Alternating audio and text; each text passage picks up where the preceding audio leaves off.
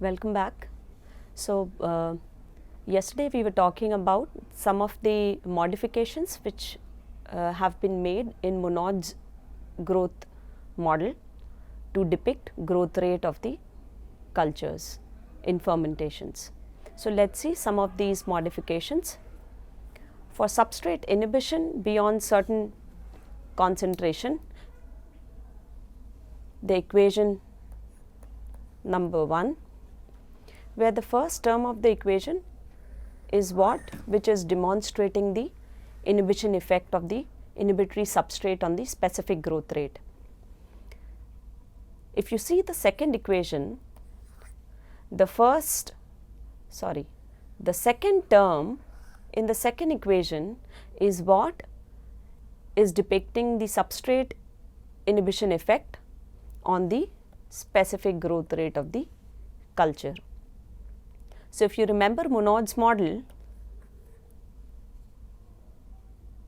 the first term multiplied by the maximum specific growth rate in equation 2 is nothing but our Monod's model, and the second term is what has been incorporated in it to account for the substrate inhibition during growth. In the equation 1, similarly, the second term is what is the limiting term of the Monod's model, and the first term here is the term which will take into account the substrate inhibition effect on the specific growth rate of the culture. Now, the difference between equation 1 and equation 2 is the fact that the equation 1 demonstrates a phenomena where there is a defined substrate concentration called as SM, at which the specific growth rate will become nearly equal to 0.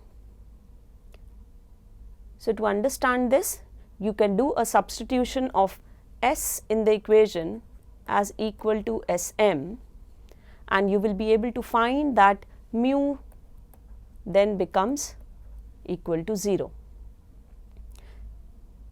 While in the equation 2, if S tends to infinity, your mu then only tends to 0, which means that if you make a plot of specific growth rate versus substrate concentration,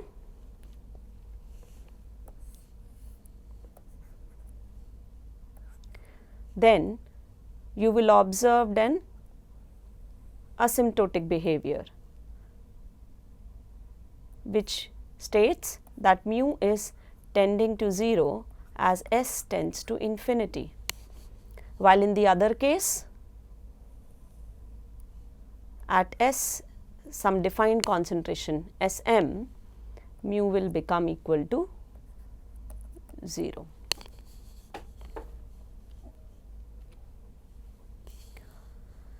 Then you can see at the bottom of the slide, equation number 3, it is demonstrating the limiting effect of more than one critical substrates present in the medium. So, Monod's model assumes that there is only one critical substrate present in the medium, limiting substrate, but if suppose you are finding there are more than one limiting substrates which are present in the medium, then the limiting terms with respect to those substrates can be incorporated in the Monod's model equation. Similarly, there are models which can take into account the effect of product inhibition. So, if you see here the two equations, they are showing a similar behavior as the substrate inhibition, where the equation 1 shows an asymptotic behavior in which the specific growth rate of the culture will be reducing to 0 or nearly 0 at infinite concentrations of the product, while in the second equation at a defined concentration given as CPM, the specific growth rate of the culture will become equal to 0, which means complete inhibition can be observed. Complete growth inhibition can be observed at a defined concentration of the product. So, as you see in your batch kinetics, the behavior of the culture in the presence of a substrate or a product, accordingly you should adapt a mathematical equation to demonstrate its effect on specific growth rate. Let us move on to the design equation for a batch reactor.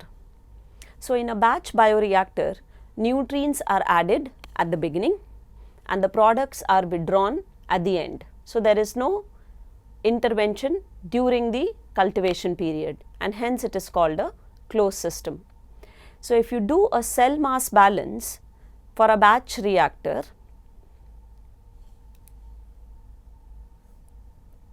and apply law of conservation,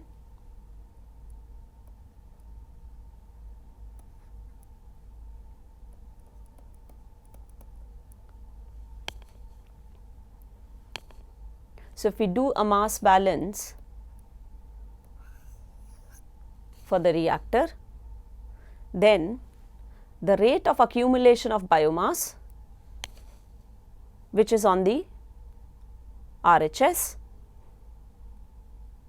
becomes equal to the rate of growth of the biomass, which is shown on the LHS,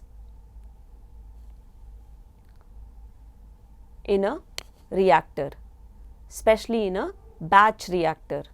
And the terms which have been brought to 0, one is the input term and the other is the output term in the continuity equation. So, if you can see the continuity equation, which states here the rate of accumulation of biomass is equal to the rate at which the biomass is coming in minus the rate at which the biomass is moving out plus the rate at which the biomass is getting generated inside the space or the reactor here, and minus if the biomass is getting consumed. So, we know that the biomass is not getting consumed during the batch cultivation, it is only getting generated. The consumption term is not shown here. So, for a batch bioreactor, the rate of accumulation of biomass or the rate at which the biomass concentration is changing with time becomes equal to the growth rate of the culture inside the reactor.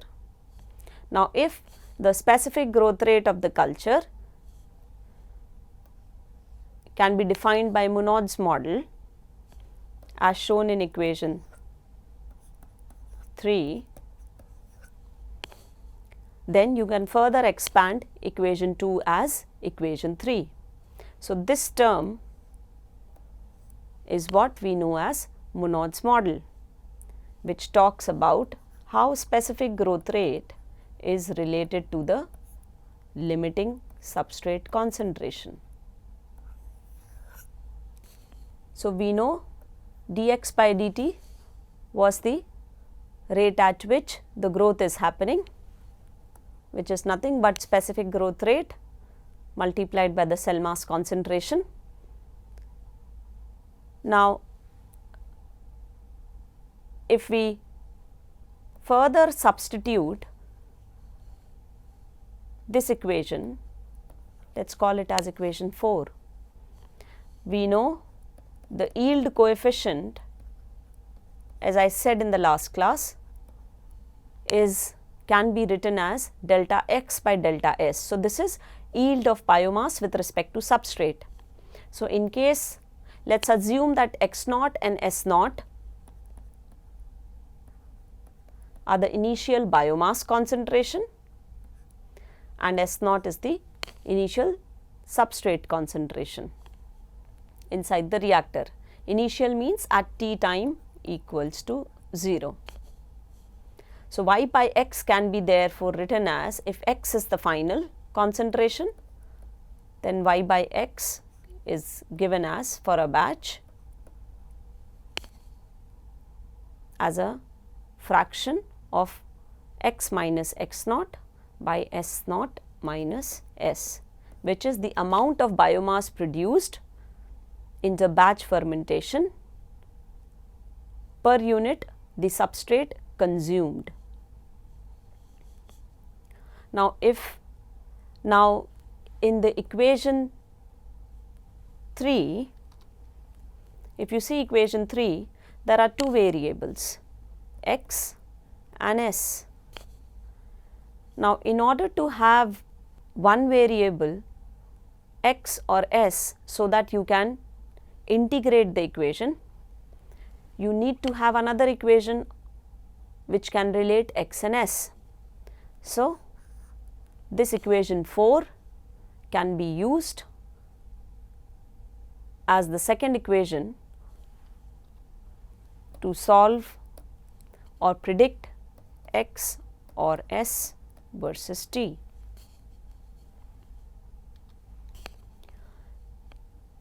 When we do the substitution and we integrate the equation 3, we end up in a design equation which is given as equation 5, and a and b in this equation are constants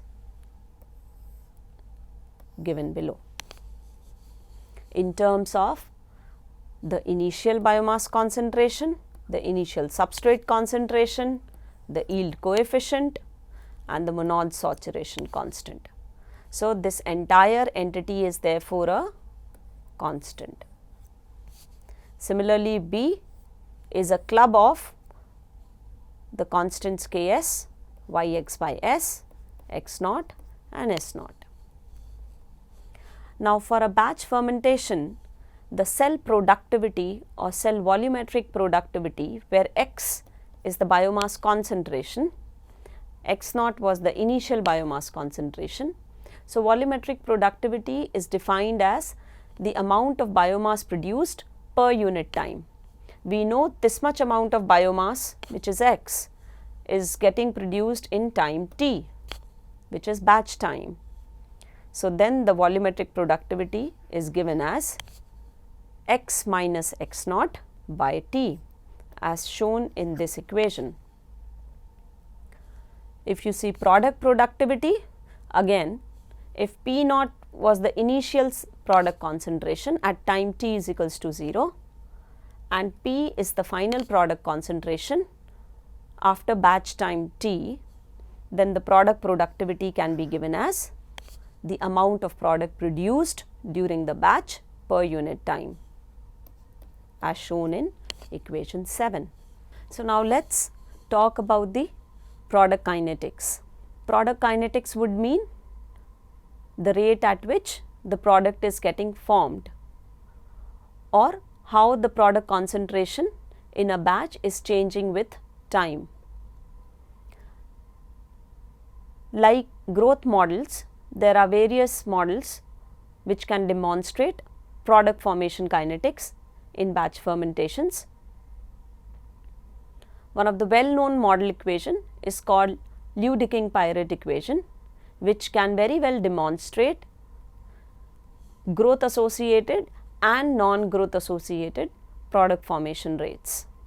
So, product kinetics in microbial fermentations can be classified into three major categories: the growth associated products, which are produced simultaneously with growth, like for example constitutive enzymes. So, if you see the first equation on the slide,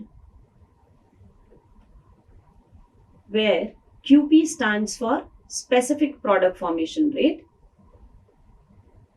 So, as I said earlier, so if P is your product concentration, then the rate of product formation is your dP by dt.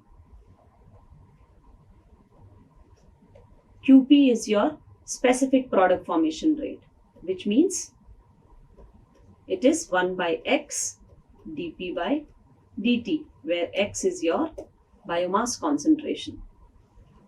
So Qp is what is written as 1 by x dp by dt. Now, which in other terms can be written as the yield coefficient multiplied by the specific growth rate. Now, Yp by x is the amount of product formed per unit biomass produced.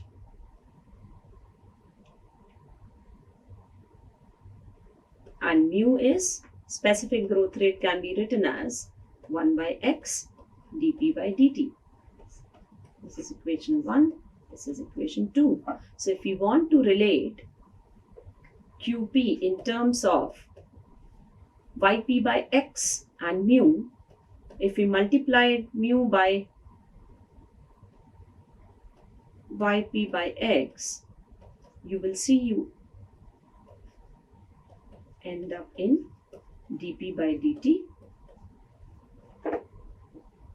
multiplied by 1 by x, substituting equation 1 and equation 2. So your equation 1 is Yp by x dp by dt by dx by dt, and equation 2 is specific growth rate, which is 1 by x dx by dt. The typo has been corrected now.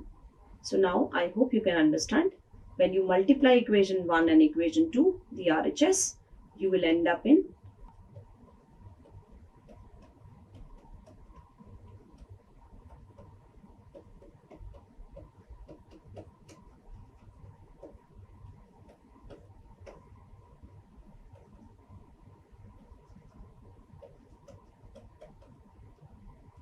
so your mu times y p by x becomes 1 by x dp by dt, which is equal to Qp, which is specific product formation rate. So this is what is equation 1. So this is used to demonstrate growth associated product formation, which means that the product formation is a function of the growth rate.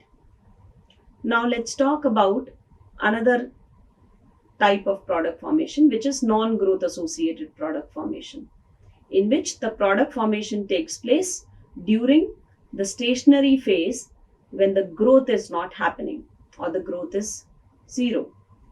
So then your specific product formation rate is said to be constant. It is no more a function of growth rate. This behavior is generally observed in secondary metabolite formations during fermentations.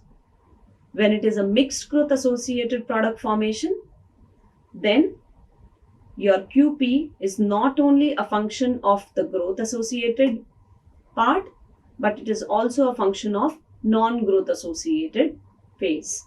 So then you combine both the growth associated and non-growth associated terms and you demonstrate the specific product formation rate as a club of both the functions. So Yp by x has been replaced as a constant alpha and your beta is the same. So this is how, if you'll make a plot of the biomass or the product with respect to time in a batch culture, you may observe these different kinds of profiles. If you see profile A, the product concentration is changing,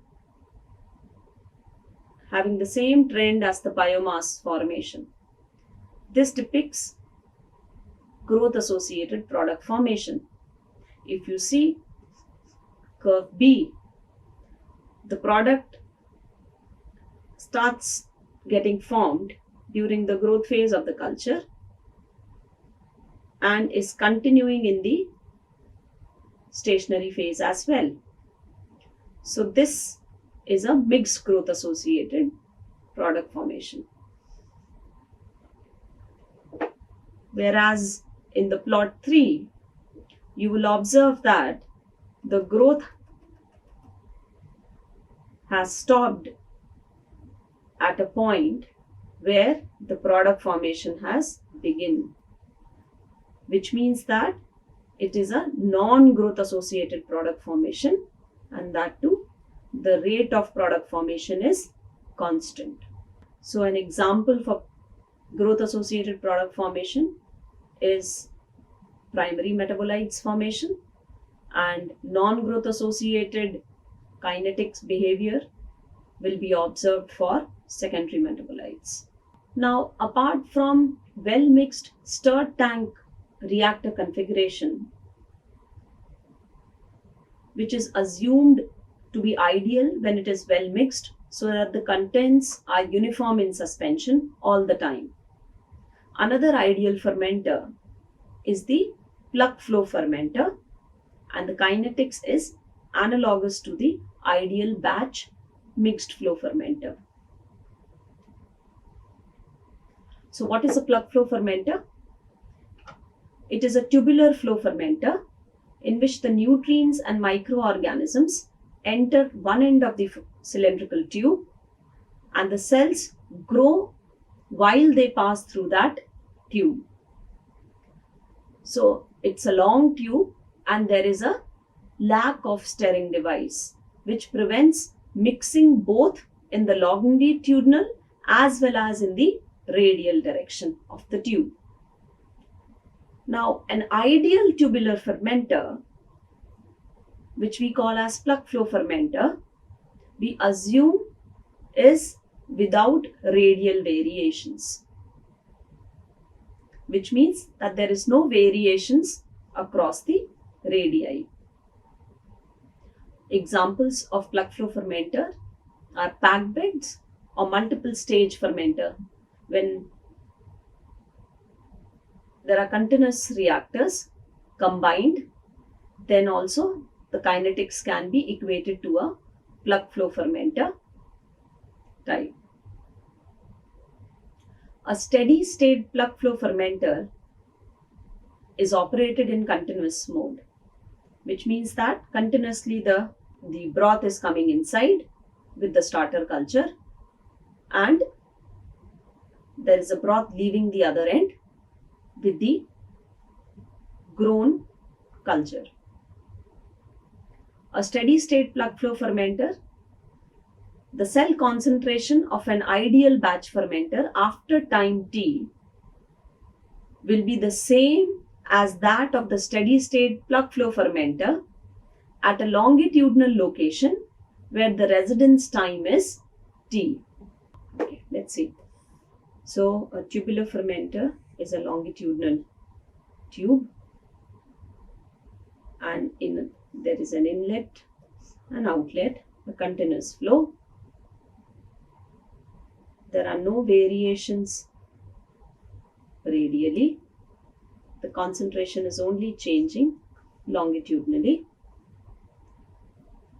and the kinetics of a plug flow fermenter running at steady state is same as that of a ideal batch reactor. It means that suppose at time t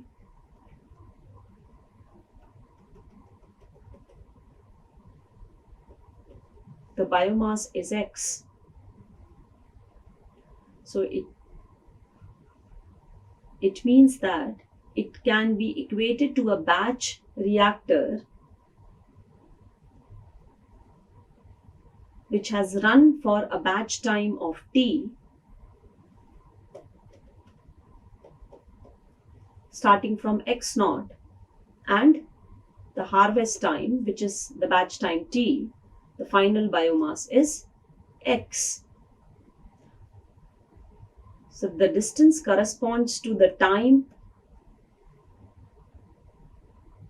spent by the culture in the fermentation or the cultivation time. So at time t half, there is some biomass, and this is how it keeps changing longitudinally.